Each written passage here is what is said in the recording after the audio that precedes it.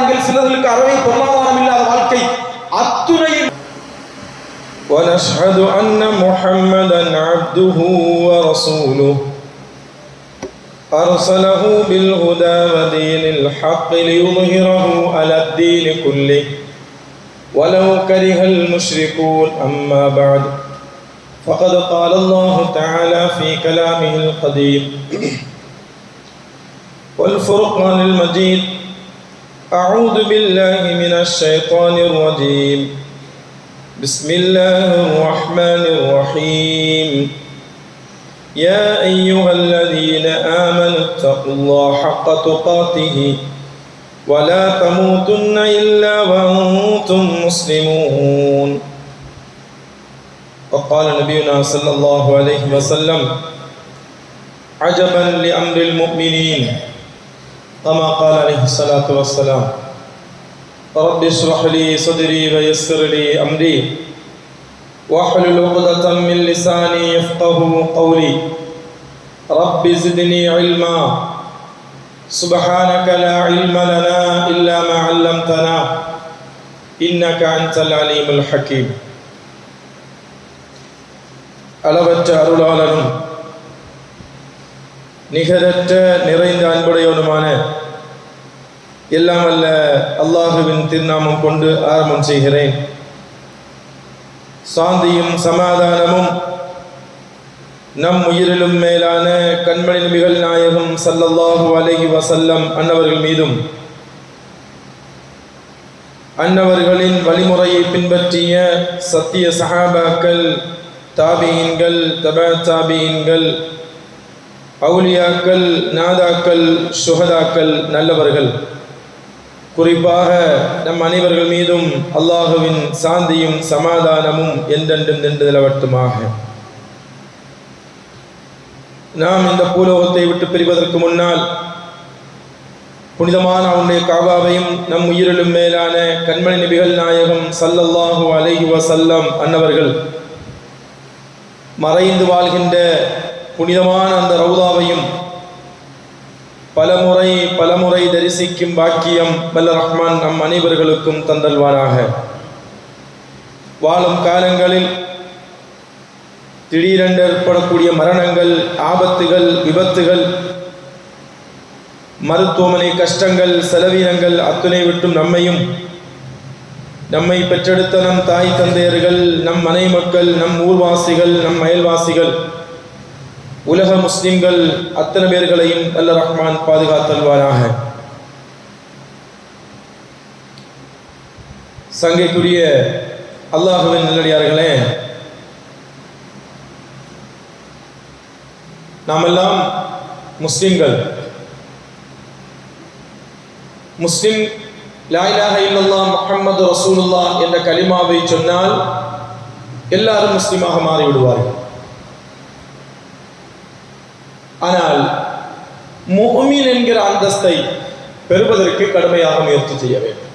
எல்லாரும் முஸ்லிம் ஆயிருக்கலாம். ஒரு முஃமினாக, முஃமின் சொன்னாலே இறையச்சம் உள்ளவர்கள், எந்த விஷயமும் அல்லாஹுவிடத்தில் கேட்டு பெறக்கூடிய மக்கள், எந்த காரியத்தையும் அல்லாஹுவிடத்தில் ஒப்படைக்கக்கூடியவர்கள், அல்லாஹுவின் மீது எந்த சந்தர்ப்பத்திலும் எந்த சூழ்நிலையிலும் அல்லாஹுவின் மீது நம்பிக்கை வைக்கக்கூடியவர்கள். அல்லாஹ் நம்மை கைவிட மாட்டான். ஒரு சோதனை ஏற்பட்டால் பொறுமையாக இருப்பவர்கள், ஒரு சந்தோஷமான நிகழ்வுகள் வந்தால் அதை கொண்டு அல்லாஹுக்கு நன்றி செலுத்தக்கூடியவர்கள், இவர்கள் தான் முஃமின்கள். முஃமின்கள் இருக்கிறார்களே, முஃமின்களுடைய தேவையை அல்லாஹ் நிவர்த்தி செய்வான். எந்த நேரத்திலும் எந்த சந்தர்ப்பத்திலும் சூழ்நிலைக்கு தக்கவாறு ஒவ்வொரு நபர்களுடைய காரியத்தையும் அல்லாஹ் நிவர்த்தி செய்து கொண்டுதான் இருக்கிறான். உலகத்தில் அவனால் படைக்கப்பட்ட சர்வ மக்களுக்கும் அல்லாஹ் உணவளிக்கிறான். சர்வ மக்களுடைய எல்லா தேவைகளையும் அவன் நினைச்சான். சரியான முறையில் நிர்வாகம் செய்து அதற்குண்டான தேவைகளை நிறைவேற்றி கொடுக்கிறான். சிலர்களுக்கு கூடுதலாக, சிலர்களுக்கு குறைவாக, சிலர்களுக்கு கொஞ்சம் தாமதமாக, சிலர்களுக்கு உடனடியாக, சிலர்களுக்கு அதிகமான சோதனைகள், சிலர்களுக்கு சோதனை இல்லாமல் ஒரு வாழ்க்கை, சிலர்களுக்கு அதிகமான பொருளாதாரங்கள், சிலர்களுக்கு அறவே பொருளாதாரம் இல்லாத வாழ்க்கை. அத்துணை மக்களுக்கும் அல்லாஹ் ஒரு நிர்வாக மக்களை கண்காணித்துக் கொண்டிருக்கிறான். ஆனால் முஸ்லிம்களுக்கு முஃமின்களுக்கு கிடைக்கக்கூடிய ஒரு பாக்கியம் என்னன்னா, முஃமின்களுக்கு ஏதாவது சோதனை கஷ்டம் சூழ்நிலை வந்தால் அவர்கள் உண்மையில் இரையச்சம் உள்ளவர்களாக இருந்தால் அவர்கள் விஷயத்தில் அல்லாஹ் பொறுப்படுத்திக் கொள்வான். மூசா அலைஹிஸ்ஸலாம் பிறக்கிறாங்க, வரலாறுலாம் கேள்விப்பட்டிருப்பீங்க. ஃபிரௌனை பத்தி குர்ஆன் சொல்லும் போது அவன் பூமியில் பெருமை அடித்து வாழ்ந்து கொண்டிருந்தான். அங்கிருந்த சமுதாயத்தை பிளவுபடுத்தினான். பனி இஸ்ராயீல் அந்த வாழ்ந்த அந்த காலகட்டத்தில் இருந்த சமுதாயத்தை பிளவுபடுத்தினான். இந்த சமுதாயத்தை பிளவுபடுத்துறதே பெரிய பாவம்.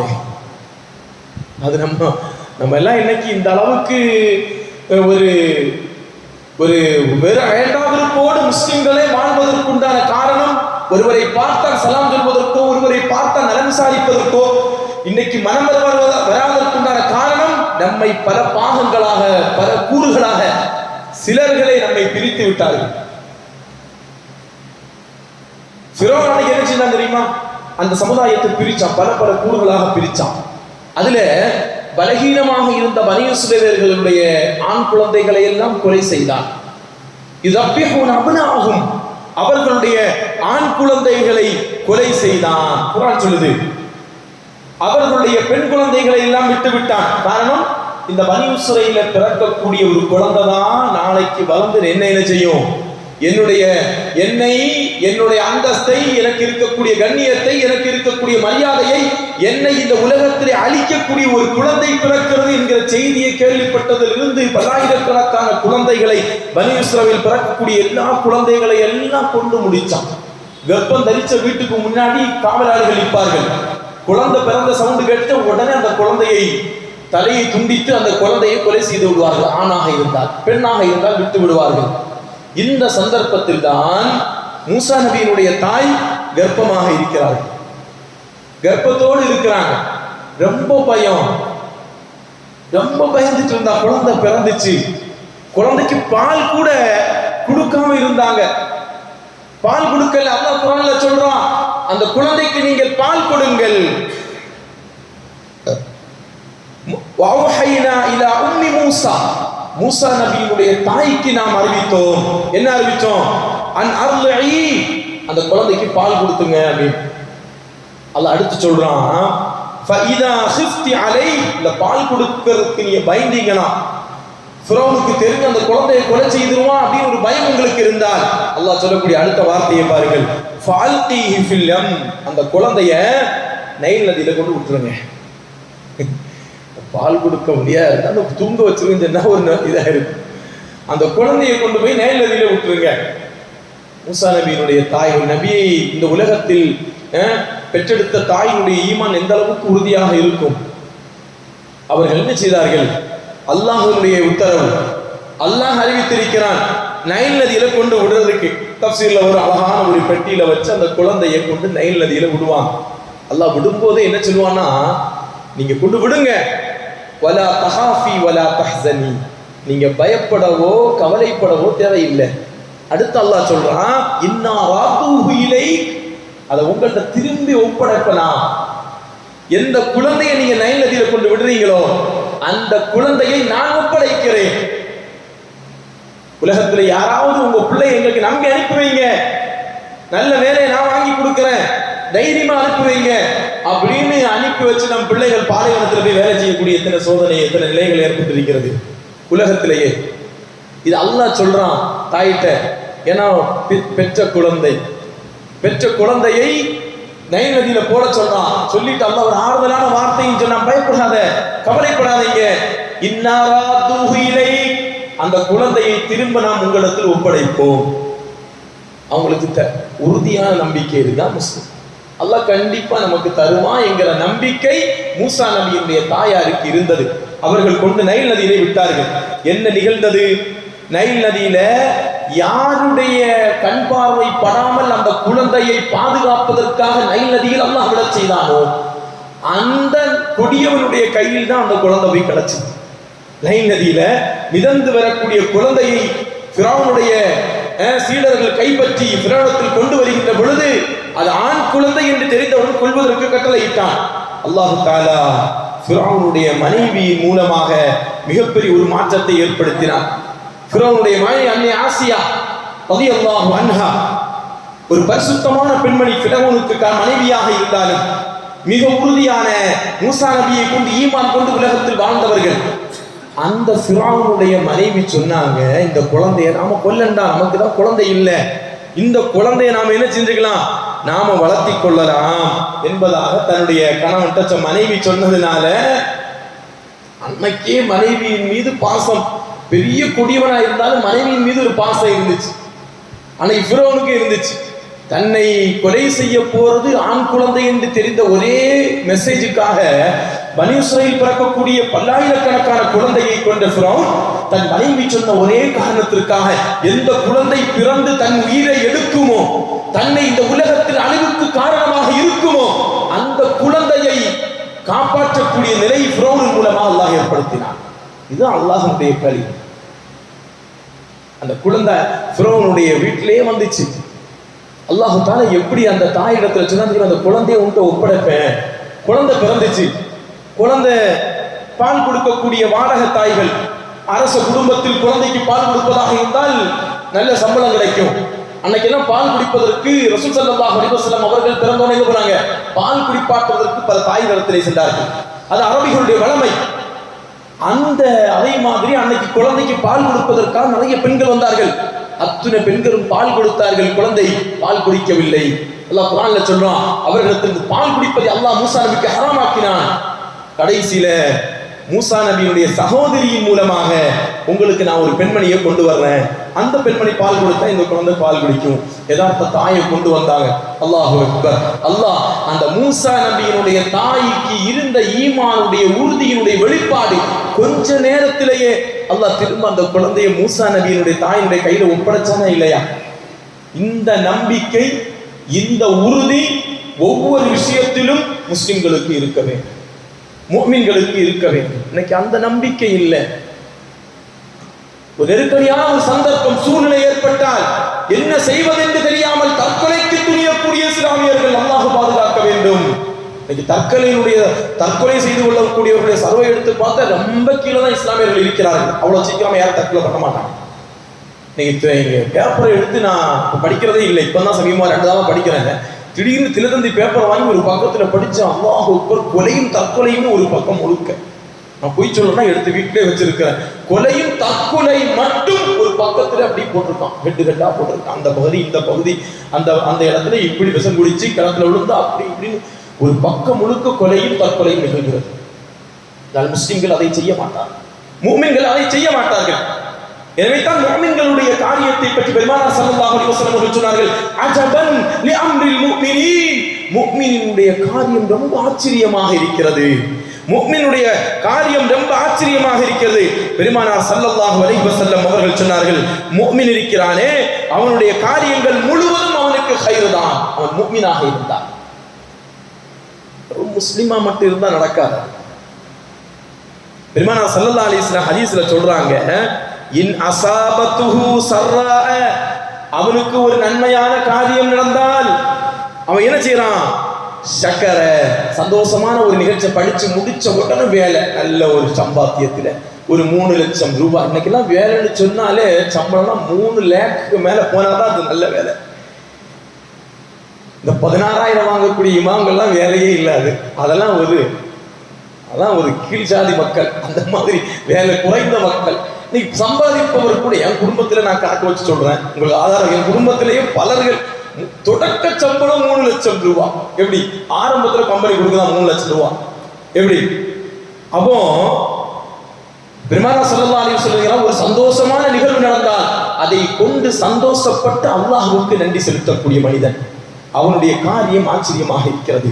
அடுத்து ரசூலுல்லாஹி ஸல்லல்லாஹு அலைஹி சொல்வார்கள், இன் அஸாபத்துஹு ஸர்ரா, ஒரு கெடுதி நடந்துச்சு, ஒரு சோதனை நடந்துச்சு, ஒரு மௌத்து நடந்துச்சு, திடீர்னு தந்தை மூத்தாகிவிட்டார், அல்லாஹ் பாதுகாக்க வேண்டும். உயிரோடு இருக்கக்கூடிய தந்தைமார்களுக்கு நீண்ட ஆயுளையும் நல்ல ஆரோக்கியத்தையும் அல்லாஹ் கொடுப்பாராக. மரணித்த தந்தைமார்களுக்கு அத்தனை பேருடைய கபர்களையும் அல்லாஹ் சுவன பூஞ்சோலையாக ஆக்குவாராக. ஒரு சோதனை நடந்துச்சு, ஒரு துக்கமான ஒரு பிசினஸ்ல நஷ்டம் ஏற்பட்டு விட்டது. ரசூலுல்லாஹ் சொல்றாங்க, அதன் காரணமாக சபுர, அவன் பொறுமையாக இருந்தால் அது அவனுக்கு ஹைராக இருக்கிறது. ஒரு குழந்தை பிறந்து சந்தோஷப்படுறான், அல்ஹம்துலில்லாஹ் சொன்னா அவனுக்கு நன்மை இருக்குது. ஒரு குழந்தை பிறந்து இறந்து விட்டது, இன்னா லில்லாஹி சொன்னான், அந்த இன்னா லில்லாஹிக்கு நன்மை இருக்கிறது. இன்னா லில்லாஹி சொல்லிட்டு பொறுமையாக இருந்தானே, அல்லாஹ் தந்தா, அல்லாஹ் எடுத்துட்டான், இன்ஷா அல்லாஹ் அல்லாஹ் நாடினால் மிக விரைவாக இன்னும் இதை விட அழகான குழந்தை அல்லாஹ் நமக்கு தருவான் என்று சொல்லி பொறுமையோடு இருக்கிறானே, அவனுக்கு நன்மை இருக்கிறது. இதை வைத்துத்தான் பெருமானார் ஸல்லல்லாஹு அலைஹி வஸல்லம் சொன்னார்கள், அஜபன் லி அம்ரில் முஃமினீன், முஃமின்களே உங்களுடைய காரியம் ஆச்சரியமாக இருக்குது. நல்ல காரியம் நடந்தாலும் நீங்க சந்தோஷப்பட்டு அல்லாஹ்வுக்கு சுக்ர் செஞ்சா உங்களுக்கு நன்மை இருக்கு. கெட்ட காரியம் நடந்தாலும் பொறுமையாக இருந்து நீங்கள் பொறுமையாக இருந்தீர்கள் என்று சொன்னால் அதற்கும் நன்மை இருக்கிறது. இதை நினைத்துத்தான் பெருமானார் ஸல்லல்லாஹு அலைஹி வஸல்லம் சொன்னார்கள், முஃமின்களுடைய காரியம் எனக்கு ஆச்சரியமாக இருக்குது. அந்த ஈமான் நமக்கு வரும். பெருமானார் ஸல்லல்லாஹு அலைஹி வஸல்லம் அவர்கள் சௌர் குகையில இருக்கிறாங்க. எல்லாரும் கேள்விப்பட்டிருக்கீங்க வரலாறு. மக்கால இருந்து மதீனாவுக்கு ஒரு இக்கட்டான ஒரு சூழ்நிலையில போனாங்க. எந்த நேரத்திலும் ரசூலுல்லாஹ்வுடைய தலைக்கு பல சிவந்த ஒட்டகங்கள் பரிசு அறிவிக்கப்பட்டது. யாரு முஹம்மதுடைய தலையை கொண்டு வருவாங்களோ அவங்களுக்கு அரபகத்திலே சிவந்த ஒட்டகங்கள் அவர்களுக்கு வழங்கப்படும். போட்டி போட்டு வந்தான். அபூபக்கர் சித்திக் ரலியல்லாஹு அன்ஹு அவர்களும் பெருமானார் ஸல்லல்லாஹு அலைஹி வஸல்லம் அவர்களும் சௌர் குகை, இன்னைக்கு சவுதி இருக்கக்கூடிய அரசாங்கம் எல்லாத்துக்கும் அனுமதி அளித்திருக்காங்க. இதுக்கு முன்னாடி இருந்த அரசாங்கம் அதெல்லாம் பிதுஅத்து ஷிர்க் அப்படின்னு எல்லாத்தையும் மறைச்சாங்க. நேற்று எங்க உம்ரால போயிட்டு வந்தாங்க, நான்லாம் போகும்போது எல்லாம் எதுவுமே பார்க்க முடியாது. பார்த்தா இங்க இருந்து பார்த்தா சௌர் குகை, அது உஹது களம், இது பத்ர் களம். அங்கே உள்ள போய் அந்த அனுபவத்தை அனுபவிக்க விட மாட்டாங்க. இன்னைக்கு இருக்கக்கூடிய நிர்வாகம் அதற்கு அனுமதி வழங்கி இருக்கிறது. ஏதோ அதன் மீது உண்டான பெரிய ஈர்ப்புல எல்லாம் இல்லை. என்ன காரணம்? இன்னைக்கு இருக்கக்கூடிய நிர்வாகம் என்பது யூத கலாச்சாரத்தோடு முழுக்க முழுக்க அரேபிய யூஎஸ்ஏனுடைய கீழே தான் இருக்குது. அதை ஒரு டூரிஸ்டா மாத்திட்டாங்க. இபாதத்தா வராத ஒரு டூரிஸ்ட் பிளேஸா வந்து அதை பார்த்துட்டு போ, ரெஸ்டிட்டு போ அப்படின்னு இன்னைக்கு திறந்து விட்டு இருக்கிறான். அப்போ சௌர் குகையில பெருமானார் ஸல்லல்லாஹு அலைஹி வஸல்லம் அவர்களும் அபூபக்கர் சித்திக் ரலியல்லாஹு அன்ஹு இருக்கிறாங்க. 3 நாள் அந்த குகையில இருந்தாங்க. நம்ம கேள்விப்பட்டிருக்கோம். அந்த குகையில எதிரிகள் வந்து கிட்ட வந்துட்டாங்க. இங்க பார்த்தா தெரியுது, எதிரிகள் நிக்கிறது தெரியுது. ஆனா எதிரிகளுக்கு இவர்களை தெரியல.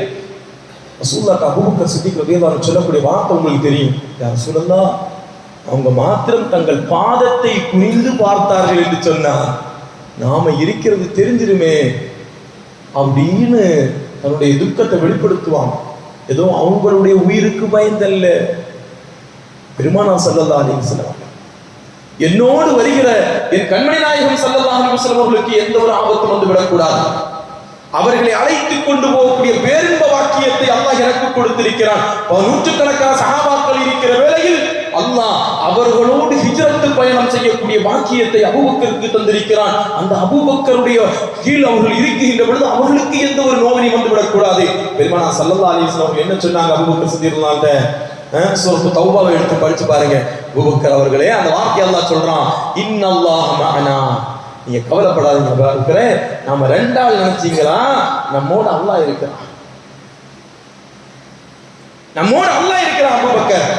அபூபக்கர் ரலியல்லாஹு அன்ஹு ஈமான் சாதாரணமான ஈமான் அல்ல. அதெல்லாம் உங்களுக்கு விளக்க வேண்டிய தேவையில்லை. உலகத்தினுடைய ஒட்டுமொத்த வேறுடைய நல்லமலையும் ஒரு தட்டுல வச்சா, அபூபக்கர் சித்திக் ரலியல்லாஹு அன்ஹுடைய அமல்களையும் இன்னொரு தட்டுல வச்சா, அபூபக்கர் சித்திக் ரலியல்லாஹு அன்ஹுடைய தட்டு தான் கனம் தாங்கி கீழே நிற்கும். அந்த அளவுக்கு ஈமானில் உயர்ந்தவர்கள். அவர்கள்ட்ட சொல்றாங்க பெருமானார் ஸல்லல்லாஹு அலைஹி வஸல்லம், அபூபக்கர் அவர்களே, நாம 2 ஆள் நினைச்சீங்களா, அல்லாஹ் 3ஆவதா இருக்கிறான் நம்மோட. அந்த ஈமான், அந்த நம்பிக்கை இன்னைக்கு முஸ்லிம்கள்ட்ட இல்லாததுனாலதான் ஒரு சின்ன எஸ்ஐஆர் வந்த உடனே பயந்துட்டோம். ஐயோ ஓட்டு போயிருமோ, ஓட்டு போறதில்லை, ஒரு என்ஆர்சிகளை கொண்டு கணக்கெடுத்துருவானோ. இன்னைக்கு வரைக்கும் அந்த பயம் இருக்கு நமக்கு. ஒரு என்ஆர்சி, ஒரு சிஏஏ இதெல்லாம் கண்டு பயப்படக்கூடிய, திரும்பவும் மதவாதிகள் ஆட்சிக்கு வந்தால் ஒரு பயம். காரணம் என்ன? அல்லாஹுவை பற்றி உண்டான நம்பிக்கை நமக்கு ரொம்ப, அல்லாஹ் நம்மை பாதுகாப்பான் என்கிற அந்த நம்பிக்கை ரொம்ப குறைவா இருக்கு. இருந்தா இந்த பயம் முஸ்லிம்களுக்கு வர. எவ்வளவு இக்கட்டான சூழ்நிலையை பெருமானார் ஸல்லல்லாஹு அலைஹி வஸல்லம் அவர்கள் அபூபக்கர் சித்திக் ரலியல்லாஹு அன்ஹு சொன்னாங்க. இதை மூசா அலைஹிஸ்ஸலாம் அவர்கள் பனு இஸ்ரவேலை அழைச்சிட்டு போறாங்க. ஃபிரௌனிடத்திலிருந்து காப்பாற்றி கொண்டு செல்கிறார்கள். குர்ஆனுடைய வரலாறு சூரத்துல் கஸஸ் எடுத்து படிச்சு பாருங்க. அதை அவங்கள கூட்டிட்டு போறாங்க. கூட்டிட்டு போனா இடையில நைல் நதி. மக்கள்லாம் சொன்னார்கள், என்ன மூசா, அங்க இருந்தாவது உயிரோட இருந்திருக்கலாமே, இப்போ கொண்டு வந்து ரொம்ப இக்கட்டான தர்ம சங்கடமான சூழ்நிலையை கொண்டு விட்டுட்டீங்களே. பின்னாடி திரும்பி பார்த்தா தூரத்துல ஃபிரௌனும் அவருடைய கிபித்தி பட்டாளங்களும் வந்து கொண்டிருக்கிறது. வந்தால் நம்மை நிர்மூலப்படுத்தி விடுவார்கள், நம்மை அழித்து நாசமாக்கி விடுவார்கள். அந்த நேரத்தில் மூசா நபி சொன்ன வார்த்தை என்ன தெரியுமா? இன்ன மஅய ரப்பி சயஹ்தீன். குர்ஆன் சொல்கிறது, என்னோடு ரப் இருக்கிறான், என்னுடைய ரப் எனக்கு வழிகாட்டுவார். இந்த ஈமான் இருக்குதா? நம்ம ஒரு ஆள் கூட்டிட்டு போறோம், திடீர்னு ஒரு ஆத்த கடக்க வேண்டிய ஒண்ணுமே இல்லை, தோணி இல்லை, ஒன்றும் இல்லை அப்படின்னு நிக்கிறோம் வைங்க. முட்டா பயில விவரம் ஒரு தெரியாட்ட யாம்புல நீ இதுல வழிகாட்டுல, நான் கூகுள் மேப்ல போட்டு ஒழுங்கா வந்திருப்பேன் இல்லையா? நீ வழியை காட்டி விட்டு ஒண்ணுமே இல்லாம அவஸ்தையில வந்து மாட்டிக்கிட்டோமே, அவனை திட்டுவோம். மூசா நபி கொண்டு வந்து விட்ட இடம் எது தெரியுமா? பெரிய கடலுக்கு முன்னாடி கொண்டு விட்டுட்டு மூசா நபி சொல்லக்கூடிய அந்த வார்த்தையை பாருங்கள், இன்ன மஅய ரப்பி சயஹ்தீன். என்னுடைய ரப்பி என்னோட இருக்கிறான், என் ரப்பி எனக்கு வழிகாட்டுவான். அப்போ அவங்களுடைய ஈமான் கடலா இருந்தாலும் சரி, கடலை விட உயர்ந்த படைப்பாக இருந்தாலும் சரி, அத்துணையும் சமாளிக்கக்கூடிய ஆற்றல் அல்லாஹ்வுக்கு இருக்கிறது. அல்லாஹ் எனக்கு வழியை காட்டுவான். அல்லாஹ் வழி காட்டினானா இல்லையா? கடலை எப்படி செஞ்சான்? நம்ம இங்க வரலாறு சொல்றது நோக்கம் இல்ல, அல்லாஹ்வின் மீது மூசா நபிக்கு இருந்த நம்பிக்கையை பாருங்க. தாய்க்கு அன்னைக்கே நம்பிக்கை இருந்துச்சு, அந்த தாய் வளர்த்த பிள்ளை எப்படி இருக்கும், அதை விட நம்பிக்கை உயர்ந்த அந்தஸ்தை பெறுமா இல்லையா? அந்த தாய் வளர்த்த குழந்தை மிகப்பெரிய நபியாக வந்ததா இல்லையா? மூசா அலைஹிஸ்ஸலாம் இக்கட்டான கடலுக்கு பக்கத்துல கொண்டு விட்டுட்டு சொல்றாங்க, இன்ன மஅய ரப்பி சயஹ்தீன். அல்லாஹ் எனக்கு வழிகாட்டுவான், அல்லாஹ் என்னோடு இருக்கிறான். ஆனா இங்க ரெண்டு வித்தியாசம் இருக்கு, நல்ல விளக்கணும். மூசா நபி தான் சமுதாயத்தை பார்த்து சொன்னாங்க, அல்லாஹ் என்னோடு இருக்கிறான். ஆனா ரசூலுல்லாஹ் சௌர் குகையில இருக்கும்போது அல்லாஹ் நம்மோ இன்னல்லாஹ மஅனா, அங்க அரபியினுடைய அந்த வார்த்தைகள் மஐனா என்னோடு, மஅனானா நம்மோடு, அபூபக்கரை சேர்த்துக்கிட்டாங்க. அதுக்கு விளக்கம் எழுதுவார்கள் முஃபஸ்ஸிரீன்கள், அந்த ஆயத்துகளுக்கு விளக்கம் எழுதுவார்கள் முஃபஸ்ஸிரீன்கள். என்ன சொல்லுவாங்கன்னா, அபூபக்கர் ரலியல்லாஹு அன்ஹு ஈமானில் உயர்ந்தவர்கள், உயர்ந்த அந்தஸ்தை பெற்றவர்கள், அதனால் அவர்களை இணைத்து பெருமானார் ஸல்லல்லாஹு அலைஹி வஸல்லம் சொன்னார்கள். ஆனால் மூசா நபி கிட்ட நிக்கிற மக்கள் பனூ இஸ்ரவேலர்கள் பெரிய ஈமான்ல புதுசா இப்பதான் கூட்டிட்டு வந்திருக்கிறாங்க. அதனாலதான் அந்த அளவுக்கு ஈமானுடைய அந்தஸ்து அந்த மக்கள் பெறல. அதனால இன்ன மஅய ரப்பி சயஹ்தீன், அல்லாஹ் என்னோடு இருக்கிறான்னு மூசா நபி சொன்னாங்க. குர்ஆன்ல வரக்கூடிய ஒவ்வொரு வார்த்தைக்கும் டிரான்ஸ்லேஷன் பார்த்தா நமக்கு கண்டுபிடிக்க முடியாது. அதுக்கு 7 வருஷம் 10 வருஷம் 15 வருஷம் கிராமர் பலரி குர்ஆனை மட்டும் ஒழுங்காக அர்த்தமைப்பதற்கு 5 ஆண்டுகள் இல்லை 7 ஆண்டுகள் படித்தால் கூட முடியாது. நம்ம நினைச்சிட்டு இருக்கோம் டிரான்ஸ்லேஷன் எடுத்தா எல்லாத்தையும் படிச்சிடலாம். அல்லாஹ் தஆலா குர்ஆனை அதன் ரீதியில் விளங்கக்கூடிய தௌஃபீக்கை நம் அனைவர்களுக்கும் தந்தல்வானாக. மூசா நபியை அல்லாஹ் காப்பாற்றினானா இல்லையா? ஒட்டுமொத்த கூட்டமும் வந்தது, கடல் பிளந்தது, 12 பாதைகளாக, அப்படியே கான்கிரீட் இடப்பட்ட பாதைகளாக கடல் மாறியது. கடலை உருவாக்குறதே அல்லாஹ் தானே. அந்த கடலை தண்ணீராக உருவாக்க செய்த ரப்புக்கு அதை பெரிய தூணாக மாற்றுவதற்கு எவ்வளவு நேரம் ஆகும்? மூசா நபிக்கு முடியாதுங்க. மூசா நபி கேட்டால் அல்லாஹ் செய்வாங்க. இதுதான் நடக்கும். மூசா நபி அலைஹிஸ்ஸலாத்து வஸ்ஸலாம் அவர்களுக்கு அவ்வளவு ஈமான் உயர்ந்த அந்தஸ்தை அல்லாஹ் மீது நம்பிக்கை இருந்தது. அந்த நம்பிக்கையும் அந்த தவக்குலும் இன்றைக்கு முஸ்லிம்களுக்கு குறைந்து போவதன் காரணமாகத்தான் தொடர்ச்சியா நாம் விரும்பாத ஆட்சி இந்த உலகத்தில் இருந்துகிட்டே இருக்கு. தொடர்ச்சியா நாம் விரும்பாத ஒரு ஆட்சி எந்த வார்த்தாலும் வெற்றி பெறுகிறார்கள். காரணம் என்ன? அல்லாஹ் சொல்றான், ஒரு அடியானை அல்லாஹ் நேசிக்கிறான் என்று சொன்னால் அவனுக்கு தொடர்ச்சியா சோதனையை கொடுப்பான், அவனுடைய பாவங்கள் மன்னிக்கப்படுவதற்காக. ஹதீஸ் அப்படியே வருது, ஒரு அடியானை அல்லாஹ் நேசிக்கிறான் என்றால் அவனுக்கு தொடர்ச்சியா, என்னடா 2016 ஜெயிச்சுட்டான், 21 ஜெயிச்சுட்டான், 26 ஜெயிக்க போறானா, 31 ஜெயிப்பானா, இப்படின்னு. காரணம் அதல்ல, நாம சரியில்லை. நம்முடைய நம்பிக்கை, நம்முடைய கொள்கை, நம்முடைய அமல் எல்லா விஷயத்தையும் ரொம்ப பொடுபோக்கா இருக்கிறோம். அதனால நம்முடைய ஈமான் சரியாகிற வரைக்கும் அங்க ஏறிட்டா அது ஓட்டுப்பட்டியை மாத்தியமா இருந்தாலும் சரி, எஸ்ஐஆர கொண்டு வந்தவர்கள் ஜெயித்தாலும் சரி, என்ன குளறுபடிகள் செய்தாலும் தமிழகத்தில் நம்முடைய ஈமான் சரியில்லை என்று சொன்னால் நம்முடைய எதிரிகள் நமக்கு கீழா நம்மை ஆட்சி செய்வார்கள். மூசா அலைஹிஸ்ஸலாத்து வஸ்ஸலாம் பெருமானார் ஸல்லல்லாஹு அலைஹி வஸல்லம் அவர்கள் மூசா நபியினுடைய தாய் எல்லோர்களுக்கும் இருந்த அந்த உறுதியான ஈமானும் நம்பிக்கையும் நம்முடைய ஒவ்வொருவர்களுடைய உள்ளத்தில் வர வேண்டும். இன்னைக்கு மனிதனை பற்றி இமாம்கள் சொல்வார்கள், மனிதன் 4 வகை. ஒன்று என்னன்னா, அப்துல்லா, அல்லாஹுக்கு அடிமையா இருக்கிறான். அல்லாஹுக்கு அடிமையா இருக்கிறான், எல்லா விஷயத்திலும் அல்லாஹ் தான் என்கிற ஒரு நம்பிக்கை உள்ளவர். இவர்கள் தான் முஃமின்கள். அப்துல்லா என்னங்க? அல்லாஹுவின் அடிமை. பெருமானார் ஸல்லல்லாஹு அலைஹி வஸல்லம் அவர்களை தன்னை அடிமை என்று சொல்வதை தான் விரும்புவார்கள். அஷ்ஹது அல்லா இலாஹ இல்லல்லாஹ் வ அஷ்ஹது அன்ன முஹம்மதன் அப்துஹு வ ரசூலுஹு. நான் அல்லாஹ்வுடைய அடியான் தூதர் தான் சொல்லுவாங்க. முதல்ல தூதரை முற்படுத்த மாட்டாங்க, அடியான் சொல்றதுதான் ரொம்ப சிறந்தது. ஏன்னா அடியான், அடிமை என்கிற அந்த பண்பாடு இருக்கிறதே, தன்னை மிகப்பெரிய தம் பணிவுக்கு கொண்டு செல்லும், தன்னை மிகப்பெரிய ஒரு கண்ணியத்தின் பக்கம் உயர்த்தி செல்லும். பெருமானார் ஸல்லல்லாஹு அலைஹி வஸல்லம் கேட்பாங்க, ஏன் நீங்க இப்படி சாப்பிடுறீங்க? சாதாரணமா உட்கார்ந்து சாப்பிடுவான். ரசூலுல்லாஹ் சொல்லுவாங்க, ஆக்குலு கமா யக்குலுல் அப்த். ஒரு அடிமை எப்படி சாப்பிடுவானோ அதே மாதிரி தான் சாப்பிடுறதுக்கு நான் விரும்புறேன். ஒரு அடிமை எப்படி உட்காருவானோ அதே போன்று உட்காருவதற்கு நான் விரும்புகிறேன் என்றார்கள் பெருமானார் ஸல்லல்லாஹு அலைஹி வஸல்லம். ரசூலுல்லாஹ்ட்ட கிராமத்துல இருந்து ஒரு கிராமவாசி வர்றாங்க. நிறைய கேள்வியெல்லாம் கேட்கணும், புதுசா ஒரு மார்க்கத்தை கொண்டு வந்திருக்கிறார்களே, மூதாதியர்கள் பின்பற்றாத ஒரு ஏக இறைவன் என்கிற ஒரு கொள்கையை கொண்டு வந்த ஒரு நபரை பார்த்து நிறைய கேள்வி கேட்கணும்னு மஸ்ஜிது நபவிக்கு வருவார். வெளியூர்ல இருந்து ஒரு ஆள் தன்னுடைய கழுதை ஒட்டகம் அதை கட்டி போட்டுட்டு, அவருக்கு ரசூலுல்லாஹ் தெரியாது. உள்ள வந்த உடனே, ஐயுக்கும் முஹம்மத், உங்கள முஹம்மது யாரு, உங்கள முஹம்மது யாரு அப்படின்னு கேட்டவன சஹாபாக்கள் சொல்லுவாங்க, காயிதுன் அலா ஷஜரா, அந்த சாஞ்சிட்டு இருக்கிறாங்க ஒரு மரக்கட்டையில, அதுதான் முஹம்மத் ஸல்லல்லாஹு அலைஹி வஸல்லம். அப்படி அந்த வந்த நபர் அப்படியே ஆச்சரியமா ரசூலுல்லாஹ் பார்ப்பான். ரசூலுல்லாஹ் சஹாபாக்களுக்கு மத்தியில், அந்த ஹதீஸ்ல அப்படியே வரும், பைன அஸ்ஹாபிஹி, ரசூலுல்லாஹ் சஹாபாக்கள் சுத்தி இருக்கு, அவங்க மத்தியில உட்கார்ந்து இருக்கிறாங்க, இது மாதிரி ஒரு தூண்ல சாஞ்சிட்டு இப்படி இருக்கிறாங்க.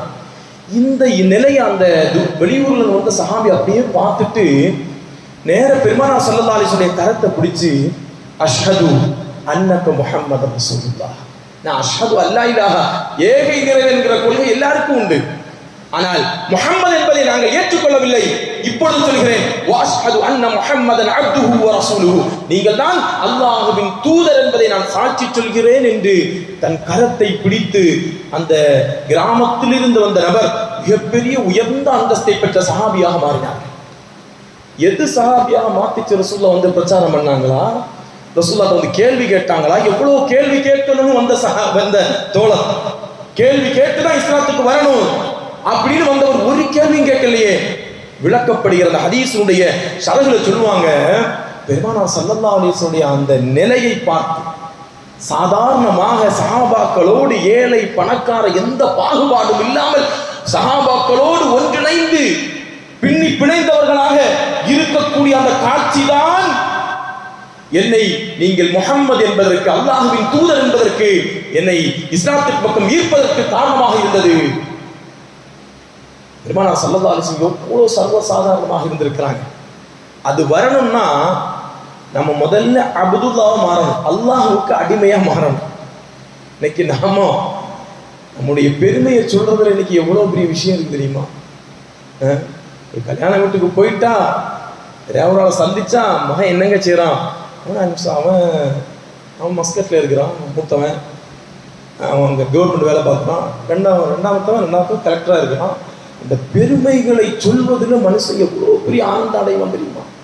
ஆனால் பெருமானார் ஸல்லல்லாஹு அலைஹி வஸல்லம் அவர்கள் தன்னுடைய பெருமையை மக்கள்கிட்ட ரசூலுல்லாஹ் எப்படி சொல்லுவாங்க தெரியுமா? இன்னமான பஷரும் மிஸ்லுக்கும், நான் மனிதன்பா, என்னை போய் மலக்குன்னு என்னுடைய அழகையோ என் செயல்பாடையோ பார்த்து மலக்காக நீங்கள் நினைத்து விடாதீர்கள், நான் மனிதன். ஆனா ரசூலுல்லாஹ் மனிதன் சொன்னாலும் நீ சாதாரண மனிதன் ஆக்கிட்டான். ரசூலுல்லாஹ் சாதாரண மனிதர்கள், அசாதாரணமான மனிதன் பெருமானார் ஸல்லல்லாஹு அலைஹி வஸல்லம். நம்மளை போல சாப்பிடுவாங்க தூங்குவாங்களா இருக்கும். பெருமானார் ஸல்லல்லாஹு அலைஹி வஸல்லம் நம்மை போன்ற மனிதர்கள் அல்ல. பெருமானார் ஸல்லல்லாஹு அலைஹி வஸல்லம் நம்மை விட அசாதாரணமானவர்கள்.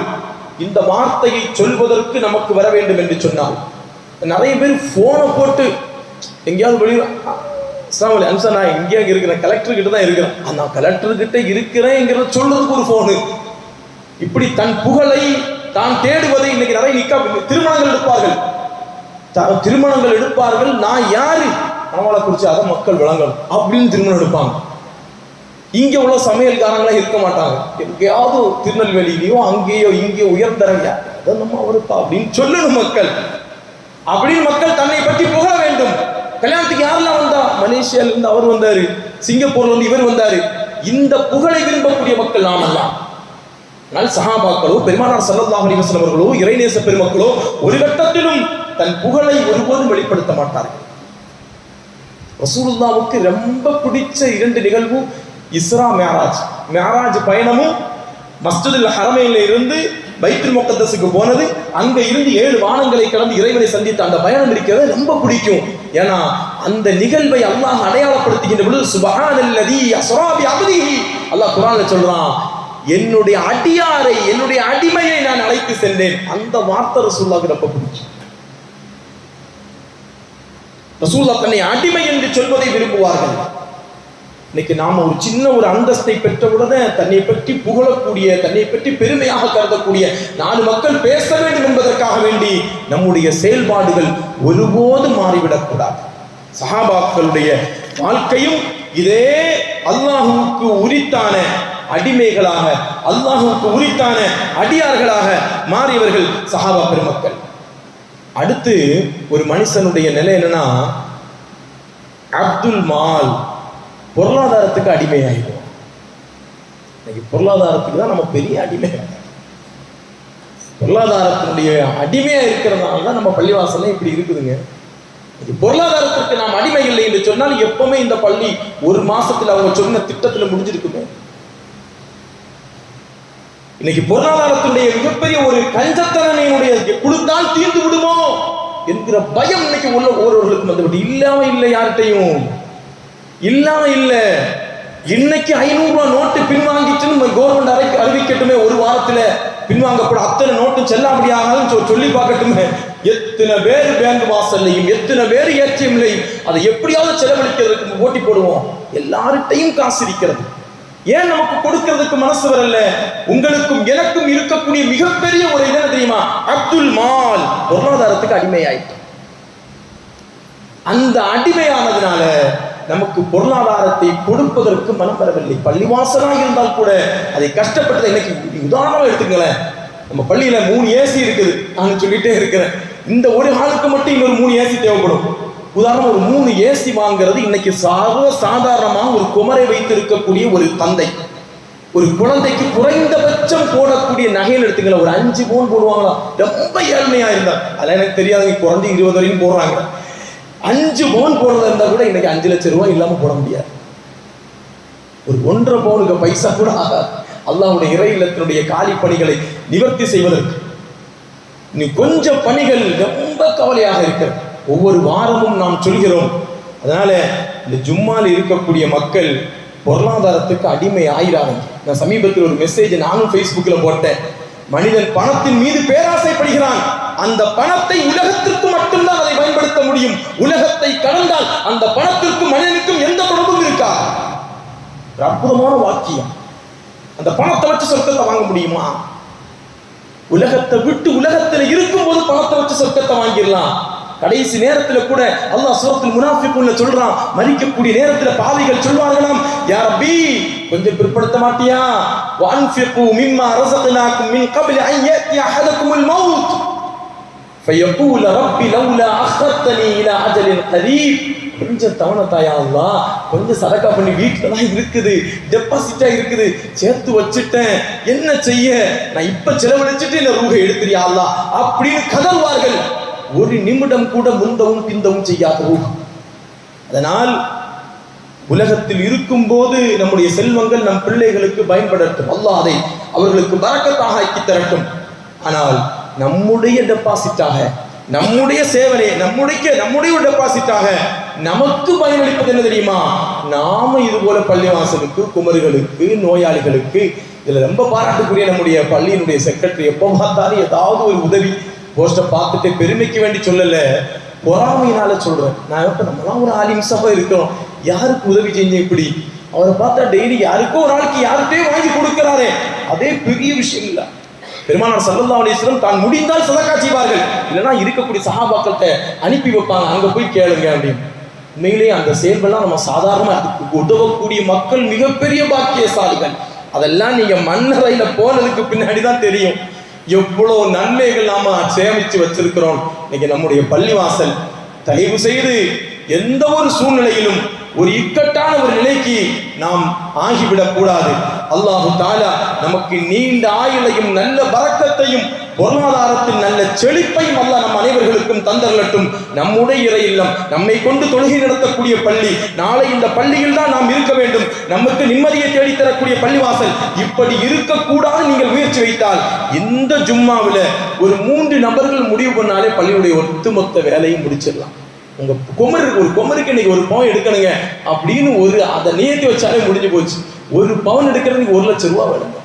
1 லட்சம் ரூபாவை ஒரு நபர் சேர்ந்து ஒரு 3-4 பேர் முடிவு பண்ணா நம்முடைய பள்ளி அடுத்த வாரத்திலேயாவது அந்த வேலையை முடிப்பதற்கு ரொம்ப ரொம்ப ஈஸியா இருக்கும். இங்க நான் ஒரு பயன் போன 2 வாரத்துக்கு முன்னாடி இதை பத்தி சொல்லிட்டு இருக்கும்போது இங்க ஒரு ஆள் வெளியூர்ல வந்திருக்கிறார். அவர் ஜமாத்துல பேசிருக்க பள்ளி இமாம் மக்கள்கிட்ட போய் வசூல் பண்றாரு பள்ளியை பிரிச்சு, அப்படியே ஒரு செய்தி என் காதலுக்கு வந்துச்சு. அவர் பள்ளியை வேலை ரொம்ப பிற்படுத்துறதுனால சும்மாலேயே வசூல் பண்றாங்க அப்படியே. நான் எதற்காக வேண்டி சொல்கிறேன் என்றால், நம்முடைய இறை இல்லம் மனைவியை சார்ந்து வாழக்கூடிய வெளியூர் மக்கள் இருப்பீர்கள், மணவாளக்குறிச்சி ஜமாத்தை சார்ந்த மக்கள் இருப்பீர்கள், இல்லை ஜும்மாவுக்கு மட்டும் வெளியூரில் இருந்து வரக்கூடிய மக்கள் இருப்பீர்கள். ஏதோ ஒரு நல்லெண்ணம் கொண்டவர்கள் இந்த ஜும்மாவிற்கு பிறகு அல்லாஹ்வுக்காக மௌத் வரக்கூடிய நேரத்தில் நமக்கு அல்லாஹ் எனக்கு இதெல்லாம் வந்துடக்கூடாது, என்கிட்ட இருக்குது, என்கிட்ட தாராளமா இருக்குது, அல்லாஹ்வுடைய வயிற்றில் எல்லாம் நான் கொடுக்கிறேன்னு இந்த ஜும்மாவுக்கு ஒரு நிர்வாகிகள் இருக்கிறார்கள்.